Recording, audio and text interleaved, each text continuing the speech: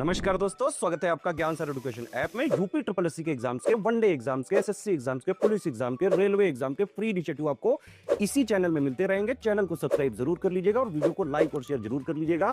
और हमारे ऐप ज्ञान सर एजुकेशन ऐप को गूगल प्ले स्टोर से आप इंस्टॉल जरूर कर लीजिएगा। इसमें सारे वनडे के एग्जाम्स के कोर्सेज आपको मिलेंगे बहुत ही कम दामों में। तो दोस्तों पीईटी के पीवाईक्यू सीरीज़ के एक और वीडियो में आपका स्वागत है। आज टॉपिक वाइज जो प्रीवियस ईयर क्वेश्चन है उसमें भारतीय संविधान और लोक प्रशासन यानी पॉलिटी के जो सवाल हैं उसको देखेंगे। हिस्ट्री के खत्म हो गए, ज्योग्राफी के हो गए, तो ऐसे संपूर्ण पॉलिटी के पीवाईक्यू के एनालिसिस हो जाएगा, बहुत ही हेल्प करेंगे आपकी। और पेट की संपूर्ण तैयारी आप हमारे स्टडी फॉर सिविल सर्विसेज के ज्ञान सर एजुकेशन जो ऐप है उससे कर सकते हैं। बहुत ही कम प्राइजेज में इफेक्टिव तैयारी, पूरे notes, test series, exclusive video सब कुछ हम आपको प्रोवाइड करेंगे। अधिक जानकारियों के लिए आप हमसे इन नंबरों से जुड़ सकते हैं। तो सबसे पहला प्रश्न है कि which of the following is an Indian labour law and social security measure aimed at guaranteeing the right to work, यानी कौन सा एक भारतीय श्रम कानून और सामाजिक सुरक्षा उपाय है जिसका उद्देश्य काम करने का अधिकार की गारंटी देना है। तो इनमें से कौन सा इसका उत्तर सही होगा। तो आपने बहुत ही famous Mahatma Gandhi national rural employment guarantee MNREGA सुना होगा, वही तो है भाई। 100 दिन का वर्क प्रोवाइड कराता है, राइट टू वर्क। और राइट टू वर्क जो है हमारे directive principle of state policy जो है यानी राज्य की नीति निर्देशक तत्व उसके अनुच्छेद 41 में भी दिया हुआ है। ठीक है, चलिए अगला कह रहा भारतीय स्वतंत्रता अधिनियम 1947 के पारित होने के साथ भारत एक अधिराज्य बन गया और अधिराज्य विधानमंडल ने भारत सरकार अधिनियम 1935 की किस धारा के प्रावधानों के तहत 1947 से 49 तक कानून बनाए। With the passing of Indian Independence Act 1947, India became Dominion and the Dominion legislature made laws from 1947 to 1949 under the provision of which section of the Government of India 1935। तो ये देखो यूपीएससी लेवल का सवाल है जो pattern में पूछा गया है, काफ़ी खतरनाक सवाल। तो ये धारा 100 में है, किसमें? धारा 100 या सेक्शन 100 में है। एक व्यक्ति जो संसद का सदस्य नहीं है उसे राष्ट्रपति द्वारा अधिकतम कितने महीनों के लिए मंत्री के रूप में नियुक्त किया जा सकता है। A person who is not a member of parliament can be appointed as a minister by the president for maximum how many month। तो मैक्सिमम बन सकता है भाई वो कितने महीनों के लिए? 6 महीनों के लिए। कितने महीनों के लिए? 6 महीनों के लिए। उस उच्च न्यायालय का नाम बताइए जिसका क्षेत्राधिकार अंडमान निकोबार द्वीप समूह के केंद्र शासित प्रदेश पर है। Name the high court that has jurisdiction over the union territory of Andaman and Nicobar. तो ये देखिए भारत में आपको पता है 25 हाई कोर्ट है जिसमें से 6 कॉमन हाई कोर्ट है। 6 कौन से? Common high court. तो अंडमान निकोबार यहाँ है। अंडमान निकोबार को कौन देखता है भाई इनमें से? तो ये देखता है यहाँ पे कौन सा न्यायालय है? कलकत्ता उच्च न्यायालय देखता है। कौन देखता है? कलकत्ता उच्च न्यायालय देखा। और बचे हुए जो कॉमन हाई कोर्ट है फिर वो कौन है ये भी जान लो, पूछ सकता है आपके एग्जाम में। तो जैसे बॉम्बे का है जो है ना, बॉम्बे वाले की बात करें, बॉम्बे हाई कोर्ट। तो बॉम्बे हाई कोर्ट जो है ये आपका बॉम्बे का तो देखेगा, साथ में ये दादर नागर हवेली दमन दीव का भी देखता है। ठीक है, और गोवा का भी देखता है। और सबसे इम्पोर्टेंट गुवाहाटी हाई कोर्ट जो है, कौन सा? Guwahati high court. ये क्यों महत्वपूर्ण है? क्योंकि ये अरुणाचल प्रदेश का भी देखता है, असम का भी देखता है, मिजोरम का देखता है और नागालैंड का देखता है ना। 4 राज्यों का देखता है। गुवाहाटी हाई कोर्ट किसका किसका देखता है? अरुणाचल, असम, मिजोरम, नागालैंड। ठीक है, याद रखना। मद्रास की बात करें तो ये मद्रास जो है ये किसको देखता है? मद्रास हाई कोर्ट ये देखेगा पौंडीचेरी या पुडुचेरी कह सकते हो और तमिलनाडु। केरल हाई कोर्ट की बात करें तो केरल हाई कोर्ट देखता है लक्षद्वीप को। पंजाब वाला चंडीगढ़, पंजाब हरियाणा को। तो 6 कॉमन हाई कोर्ट हैं। चलो अगला देख लेते हैं। पंचायती राज संस्थाओं के अस्तित्व के लिए भारत की संसद द्वारा 73वां और 74वां संवैधानिक संशोधन कब आया था? 73rd और 74th कॉन्स्टिट्यूशन अमेंडमेंट है। तो बहुत ही आसान है, इसकी शुरुआत हुई थी 1992 को। भारतीय संघ के प्रधानमंत्री और अन्य मंत्रियों की नियुक्ति भारत के संविधान के किसके तहत राष्ट्रपति द्वारा की जाती है? The prime minister and the other ministers of Indian union are appointed by president under dash of the constitution of India. तो इसका सही उत्तर क्या हो जाएगा? आर्टिकल 75 के तहत। ठीक है, प्राइम मिनिस्टर और अदर जो मिनिस्टर हैं वो प्रेसिडेंट अपॉइंट करता है अंडर आर्टिकल 75। समान पारिश्रमिक अधिनियम 1976 के किस अध्याय में पुरुष और महिला श्रमिकों को समान दरों पर पारिश्रमिक का भुगतान और अन्य मामले शामिल हैं?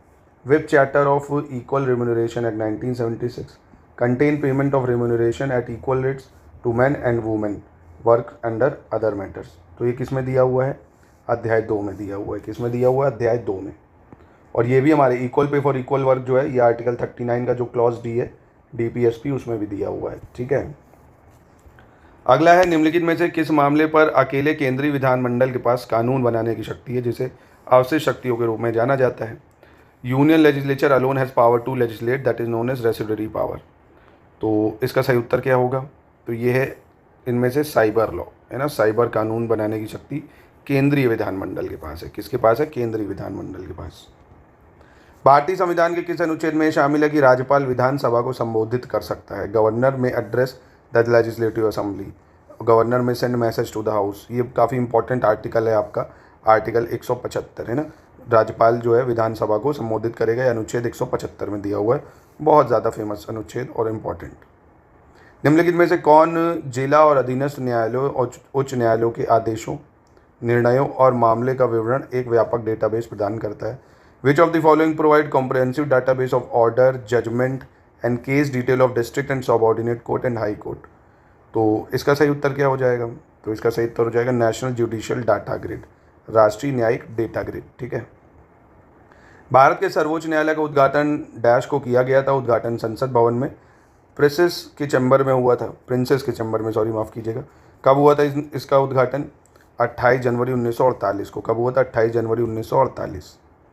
अगला कह रहा है राजस्थान पहला राज्य था जहां वर्ष 1959 में पंचायती राज व्यवस्था लागू की गई थी। इसे सबसे पहले राजस्थान के किस जिले में लागू किया गया था?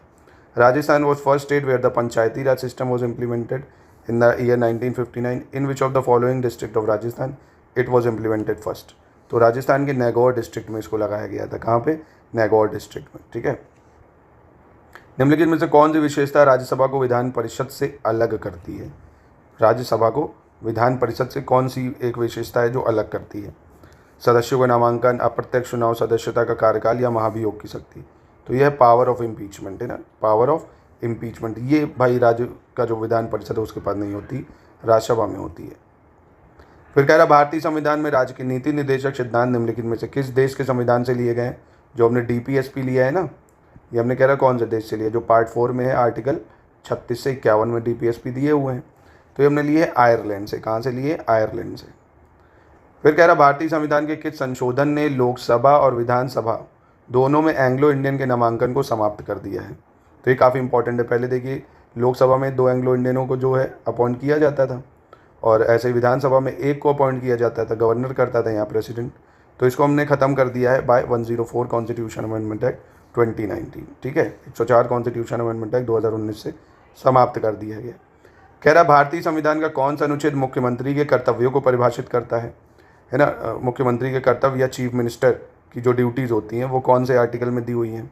तो ड्यूटीज़ ऑफ CM किस में दी है? आर्टिकल 167 में। Duties of CM article 167। और अगर PM की ड्यूटीज़ की बात कर ले तो PM की ड्यूटीज़ बात करता है आर्टिकल 78 में। CM की 167 है, PM की क्या है? 78 है। फिर कह रहा किस अनुच्छेद के तहत आपातकाल के दौरान मौलिक अधिकारों को भी निलंबित किया जा सकता है? आप देख रहे हो इस टाइम भाई युद्ध भी चल रहा है, तो इस तरह के प्रश्न भी एग्जाम में पूछे जा सकते हैं आपसे। तो इसका सही उत्तर क्या हो जाएगा भाई? आपातकाल के दौरान मौलिक अधिकारों को निलंबित करता है अनुच्छेद 359। कौन सा? अनुच्छेद 359, बेहद इंपॉर्टेंट। जैसे ही आपातकाल लगेगा 352 आर्टिकल के तहत वॉर, एक्सटर्नल एग्रेशन या आपका आर्म्ड रेबेलियन के तौर पे, तो आर्टिकल 19 मतलब जो है फंडामेंटल राइट ख़त्म करेगा अनुच्छेद 359। ठीक है। लोकतंत्र और विकास के लिए पंचायती राज संस्थानों के पुनरुद्धार पर एक अवधारणा पत्र तैयार करने के लिए किस समिति को नियुक्त किया गया था? Which committee was appointed to prepare a concept paper on revitalisation of Panchayati Raj institution for democracy and development? तो इसका सही उत्तर क्या हो जाएगा? तो ये था LM सिंघवी कमेटी बनाई गई थी। कौन सी कमेटी? LM Singhvi committee. इसके बाद कह रहा है DPSP for Indian constitution was inspired by which among the following constitution? तो अभी बताया था, जो संविधान में राजनीति निर्देशक सिद्धांत है आयरलैंड से लिए गए हैं। कहाँ से? आयरलैंड से लिए गए हैं। इसके बाद कह रहा है article 19 of Indian constitution include which right? अब 19 में हमें कौन कौन से राइट दिए गए हैं? तो 19 में आपको पता होगा 6 राइट दिए गए हैं भाई। कौन कौन से 6 राइट दिए गए? बोलने की आज़ादी है, घूमने की आज़ादी, जो ना right to freedom, right to movement, right to profession, right to acquire any property, इस तरह के 6 राइट आपको दिए हैं। तो इनमें से कौन सा शामिल है ये आप पढ़िए इसमें से, तो पहचान जाएंगे। वाक और अभिव्यक्ति की स्वतंत्रता का अधिकार, freedom of speech and expression. In a parliamentary system to whom the executive responsible? Executive का मतलब कार्यपालिका, कार्यपालिका मतलब जैसे जो मंत्री होते हैं सारे भाई एग्जीक्यूटिव हैं, जो कानून को इम्प्लीमेंट करेंगे, है ना। विधायिका क्या होती है? जो कानून बनाती है। जैसे संसद है, ये विधायिका है। संसद क्या है? विधायिका। अब संसद में जो मंत्री हो गए सरकार में, वो कार्यपालिका है। क्यों? क्योंकि वो लॉ बन गया, अब उस लॉ को इम्प्लीमेंट करेंगे, है ना।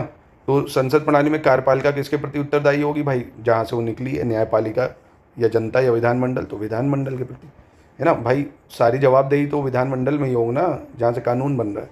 तो याद रखना इसको। Which among the following is not a सेलियन feature of Indian constitution? कौन सा भारतीय संविधान की मुख्य विशेषता इसमें से नहीं होगी? तो written and detail constitution, 2 tier government, single citizenship, universal adult franchise. तो ये गलत है, 2 स्तरीय सरकार ये नहीं है संविधान की मुख्य विशेषता। How many tiers are there in panchayati raj system? अब पंचायती राज व्यवस्था में कितने स्तर की सरकार हमने ले रखी है, ये आपको बताना है इसमें से। तो यहाँ पे हमने कौन सा ले रखा? 3 स्तर वाली प्रणाली है पंचायती राज में। कौन से 3 स्तर हैं? जैसे समझ लो आप ऐसे, जैसे सबसे नीचे हम बात करें ग्राम सभा की, है ना। कौन होती? ग्राम सभा या ग्राम पंचायत। तो हमने जो गांव है, गांव विलेज लेवल, विलेज है तो विलेज को ग्राम बोलते हैं, तो हमने बना दी गांव में ग्राम सभा। क्या बना दी? ग्राम सभा। अब विलेज के ऊपर, गांव के ऊपर ब्लॉक आ जाते हैं, है ना। तो वो कहते हैं ना ब्लॉक प्रमुख वगैरह सुने होगे, तो ब्लॉक लेवल पे है पंचायत समिति। क्या है? ब्लॉक लेवल पे पंचायत समिति। अब ब्लॉक लेवल से ऊपर फिर जिला आ गया, तो ये बन गया जिला परिषद। क्या बन गया? जिला परिषद। ये है डिस्ट्रिक्ट लेवल पे, यानी जिले के लेवल पे। तो बहुत ही आसान, पहले छोटा सा गांव है ना, तो ग्राम सभा हो गई, फिर ब्लॉक आ गया तो पंचायत समिति हो गई, उसके ऊपर जिला आ गया तो जिला परिषद हो गया। ठीक है। हाउ मेनी जजेस were appointed along with chief justice according to the government of India 1935? Bharat सरकार अधिनियम 1935 के अनुसार मुख्य न्यायाधीश के साथ कितने न्यायाधीशों की नियुक्ति करी गई थी? तो मुख्य न्यायाधीशों के साथ कितने न्यायाधीशों की नियुक्ति करी गई थी? ये करी गई थी 6 न्यायाधीशों की। कितनी? 6 न्यायाधीशों की। ठीक है। एक चीफ जस्टिस और प्लस 6 अदर जज थे।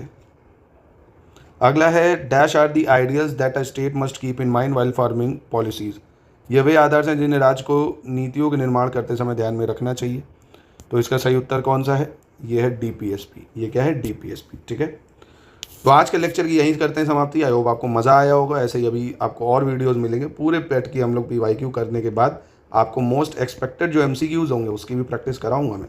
तो सारे वनडे के एग्जाम के लिए आप इस चैनल को फॉलो करिए और इसकी ऐप को तुरंत, इसी नाम से ऐप है, ऐप को डाउनलोड कर लीजिए। उस ऐप पे आपके लिए बहुत सारे नोट्स, टेस्ट, वीडियोस, क्लासेस, हर कोर्स को आप कवर कर सकते हैं।